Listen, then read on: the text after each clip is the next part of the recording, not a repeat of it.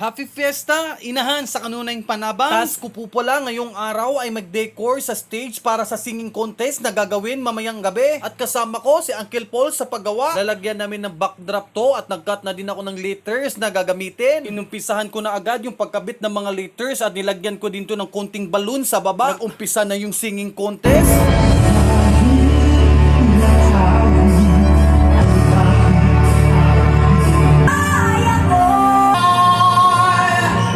Ako na nanood, parang ako yung mawawala ng boses pag inumagahan. Inisip ko next year baka sasali na din ako. Sumayaw yung mga bata, pati mga parents sumayaw na din. Siyempre, kaming mga lalaki may surprise number kami. Yung tipong first and last practice na yung gagawin namin. Inaumagahan, may simba at may salusalong naganap. Lahat sama-samang kumain, nagbanding at nagkwentuhan. Nagumpisa na yung laro, nagpabingo at pinalad tayo at sinuwerteng manalo. Akalain mo sa larong batu-batupik natalo ako at nag-champion yung anak ko. Akalain mo yun? Dami pang larong naganap, masaya lahat at nag-enjoy.